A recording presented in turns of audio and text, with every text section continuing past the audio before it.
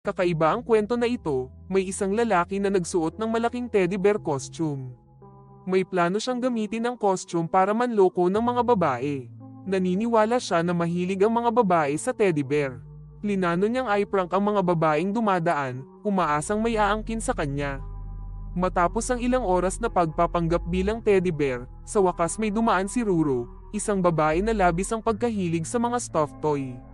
Napansin niya ang napakalaking teddy bear sa daan kaya naisipan niyang dalhin ito sa kanilang bahay. Maswerte naman at hindi pa umuuwi ang kanyang magulang. Sinabi ng lalaking nasa loob ng costume na tawagin siyang Mr. Bear at nakiusap kay Ruro na ay sekreto sa kanyang magulang ang tungkol sa kanya upang hindi siya itapon sa basurahan.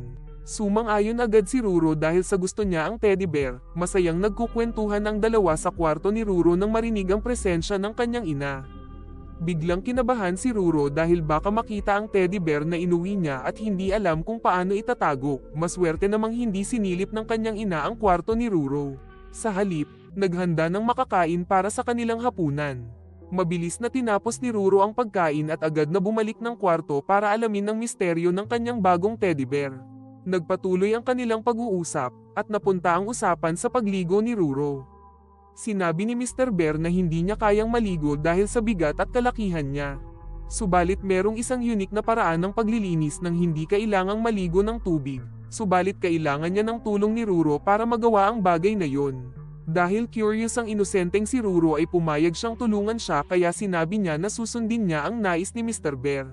Dahil nauto niya si Ruro. Nilabas ng teddy bear ang kanyang galunggong sa butas at inutusan si Ruro na i-CPR ang pangalawang ulo para hindi ito malunod. Nagdalawang isip si Ruro sa una, pero dahil sa panlilinlang ng lalaki sa loob ng teddy bear costume, nagawa niya ang gusto ng lalaki. Masaya si Ruro na nakatulong siya kay Mr. Bear. Subalit wala siyang kamalay-malay na nililinlang lamang siya ng lalaki gamit ang teddy bear. Iyon ay umpisa pa lamang ng maraming kalokohan na plano ni Mr. Bear sa mabait na si Ruro. Madaling araw na nang maalimpungatan si Mr. Bear dahil nagugutom. Pinicture niya si Ruro habang mahimbing ang tulog. Pagtapos, agad siyang dumiretso sa ref para maghanap ng pagkain. Plano na niyang tumakas, ngunit nagising din si Ruro dahil wala si Mr. Bear sa tabi niya. Lumapit si Ruro sa kanya at niyakap ng mahigpit ang teddy bear kaya hindi na natuloy sa pag-alis ang lalaki. Sumunod na araw, naiwan si Mr. Bear sa kwarto dahil nasa paaralan pa si Ruro. Dahil sa pagkabagot, kinalkal niya ang drawer ni Ruro. Nang matapos, bumalik siya sa sahig para magpahinga hanggang sa makatulog. Samantala, hapon na nang maagang makauwi ang ina ni Ruro. Naisipan niyang sumilip sa kwarto ni Ruro at nagtaka nang makita ang napakalaking teddy bear. Nang makauwi si Ruro, pinagsabihan siya ng kanyang ina at inutusan na ilagay sa basurahan ang teddy bear na iyon dahil tiyak na papagalitan siya ng kanyang ama kapag nalaman iyon. Kahit na nagmamakaawa ang kanyang ina, hindi pinakinggan ni Ruro. Napabuntong hininga na lamang ang kanyang ina at hinayaan na lang si Ruro na itago muna ang higanteng teddy bear sa kanyang kwarto. Labis na nalungkot si Ruro sa nangyari. Para sa kanya, hindi lang basta laruan si Mr. Bear, agad niya itong niyakap ng may pagmamahal. Sa kanilang pag-uusap, muli na namang sumagi sa isipan ng lalaki na gumawa ng kalokohan. Mayroon na naman siyang naisip na kalokohan at kailangan niyang mauto si Ruro. Ibinahagi niya na may ilang bagay na siyang napagtanto na kahanga-hanga at nakakatuwa na hindi karaniwang tinatalakay sa paaralan. Ipinahayag ni Teddy Bear na handa niyang turuan si Ruro kung sakaling interesado si dito. Sa ikalawang pagkakataon, si Ruro na may likas na kagandahang loob ay naging interesado sa mga bagay na iyon.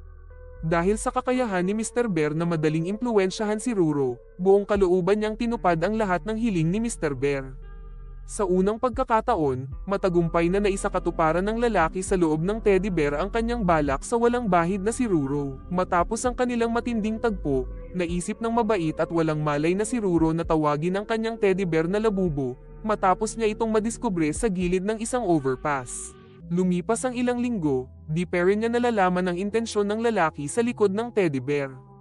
At sunod sa near and parent si Ruro sa bawat mga utos ng malaking teddy bear. Bagamat nauuto siya, masaya pa rin siya sa mga gawain na ibinibigay sa kanya ng pinakamamahal niyang teddy bear. Halos mag-iisang buwan na. Subalit labis pa rin ang kasiyahan ni Ruro kasama ang kanyang teddy bear.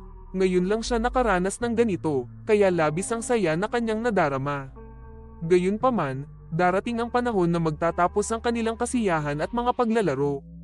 Ang maruruming sikreto ng lalaki sa loob ng teddy bear ay nabisto nang dumating sa ika-31 araw sa tahanan nila Ruro, kung saan natuklasan ng kanyang ina ang buong katotohanan habang nililinis niya ang kwarto ng kanyang anak. Labis na nagulantang at natakot ang ina ni Ruro sa kanyang natuklasan na hindi lamang ito isang malaking laruan na teddy bear kundi may isang matandang lalaki sa loob ng isang malaking teddy bear. Matapos madiskubre ng ina ni Ruro ang kanyang lihim, agad na tumakas ang matandang lalaki palabas ng bahay at nagtago upang hindi mahuli o maparusahan. Pagdating ni Ruro mula sa paaralan, hindi niya alam na nawawala na ang kanyang pinakamamahal na malaking teddy bear. Dahil dito, labis siyang kinain ng kalungkutan at umiyak na parang nawala ng minamahal sa buhay. Mula noon, hindi na muling nagpakita si Mr. Bear, ang matandang lalaki sa loob ng malaking teddy bear kay Ruro. Ang pagkawala ni Mr. Bear ay nagdulot ng lungkot sa mabait at walang malay na si Ruro. Bagamat nasaktan siya, wala siyang magawa kundi alalahanin ang mga magagandang alaala at sandali na kanilang pinagsaluhan na mananatili sa kanyang puso.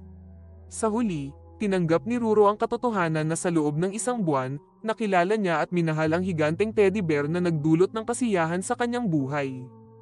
Hindi ko na nilagay ang bawat detalye. Mas magandang mapanood mo ang buong video.